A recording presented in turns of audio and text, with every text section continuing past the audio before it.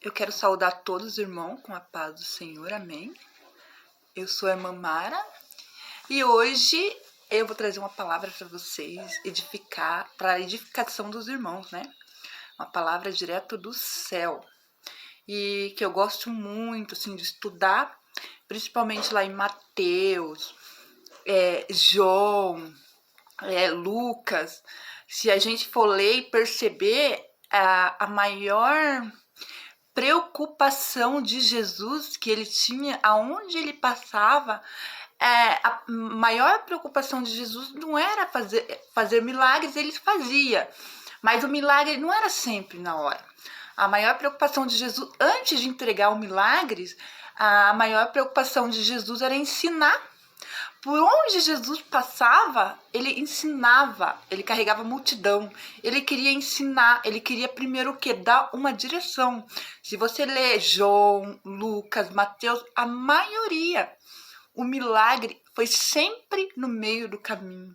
Por quê? Porque Jesus queria dar uma direção primeiro. Porque, de repente, se a gente pegar o milagre na hora, a gente pode perder ele no meio do caminho, porque a gente não vai saber como aproveitá-la, né? A gente pode se perder.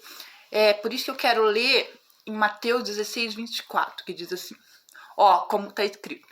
Se alguém quiser vir após mim, renuncie-se a si mesmo e siga-me.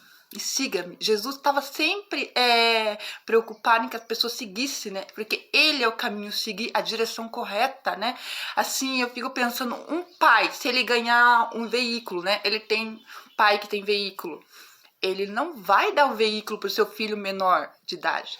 Primeiro ele vai ensinar, ele vai dar a direção certa. Porque se ele dá o veículo para a criança que não sabe dirigir, a criança vai perder, né? Vai se capotar, né? É extremamente perigoso. Então, pra gente receber o nosso milagre, a gente tem que saber, né, como a gente vai se educar, como a gente vai administrar a nossa vida, como a gente vai proceder, porque tem certas coisas na vida da gente que a gente perde por desobediência, por não proceder certo, pela boca da gente. Então, tem milagres que a gente mesmo se destrói, tem coisas que a gente mesmo deixa de fazer Jesus agir na nossa vida. Por quê? Por causa do nosso procedimento. Por causa do quê? Por causa da nossa atitude. Então, a maior preocupação de Jesus era ensinar, porque se a gente não ter uma vida de obediência correta, a gente pode ficar 20, 30, 40 anos na igreja, pode fazer campanhas de orações, mas a gente tem que ter uma direção, a gente tem que ter um caminho, e o caminho correto para a gente proceder e continuar, né? Para mais tarde a gente não cair, né? Então, eu quero passar por irmãos aqui. Jesus diz, renuncie a si mesmo, né? Eu acho que a coisa mais difícil pra gente é renunciar a nós mesmos, porque é tão difícil o orgulho, né? A gente perdoar alguém, a gente deixar a nossa vaidade, a gente deixar o nosso orgulho, o nosso medo, o nosso ego. Então, a gente, às vezes, a gente mesmo torna inimigo da gente. Por quê? Por causa do orgulho, né? O orgulho da gente, é tão difícil perdoar alguém que fez um mal pra gente, é tão difícil deixar de idolatrar alguma coisa, ou deixar de amar algo que a gente faz, que às vezes não agrada a Deus, né? Algo que vira idolatria, como vaidade, a gente que é mulher, né? É bonito se arrumar assim, mas a gente não pode amar a vaidade, isso tá na Bíblia. A gente não pode amar, a gente não pode se entregar à vaidade, né? Tem que se cuidar sim, é muito bonito, mas não amar a idolatria. Então, a primeira coisa que eu acho que é um dos principais passos que faz nós perder a bênção, que eu acho que é uma das maiores armas, é a boca. Lá em Efésios 4, eu não sei que é 26 ou 20, é um desses dois aí. Jesus diz assim, irais, mas não pequeis.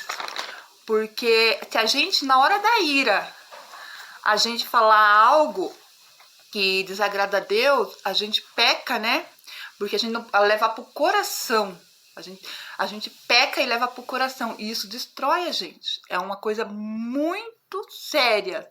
E é uma das maiores armas, eu acho, né? Quando a gente lança, a gente não vigia, a boca. Às vezes a gente fica o dia inteiro orando, às vezes a gente fica o dia inteiro jejuando, mas daí alguém tira a gente do sério na hora da ira, a gente fala um palavrão. O que acontece? A gente perde tudo que a gente fez. A nossa boca, falar mal dos outros, falar mal da igreja, falar mal do pastor, acusar o próximo sem prova, isso é uma coisa muito séria, isso prejudica, isso trava a vida da gente.